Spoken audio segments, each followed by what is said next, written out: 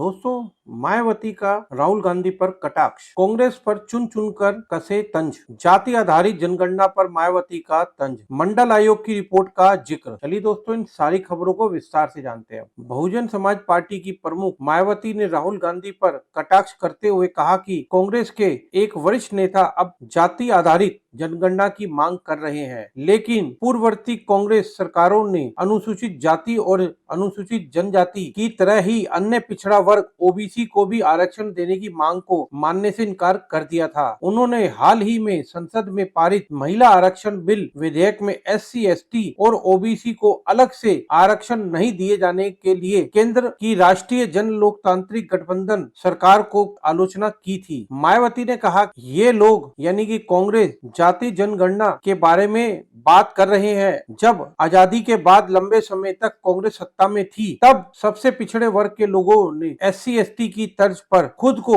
आरक्षण दिए जाने की मांग की थी। ओबीसी के लिए आरक्षण की सिफारिश करने वाली काका कालेकर आयोग और मंडल आयोग की रिपोर्ट का जिक्र करते हुए मायावती ने कहा कि इन्हें कांग्रेस सरकार ने लागू नहीं किया। मायावती ने यह दावा भी किया कि केंद्र सरकार और अधिकतर राज्य सरकारें कमजोर वर्गों को शोषण से राहत देने के लिए बने कानून को समुचित तरीके से लागू नहीं कर रही है। बसपा प्रमुख ने राज्य इकाई के अध्यक्ष के खिलाफ दर्ज एक मामले का हवाला देते हुए तेलंगाना में सत्तारूढ़ भारत राष्ट्र समिति यानी बीआरएस सरकार पर एक दलित विरोधी होने का आरोप लगाया। उन्होंने कहा कि देश में इसी तरह मुस्लिम और अन्य धार्मिक अल्पसंख्यक समुदाय के लोगों की हालत भी संतोषजनक नहीं लगी और उच्च वर्गों में आर्थिक रूप से कमजोर वर्ग के लोगों की दशा शोचनीय है।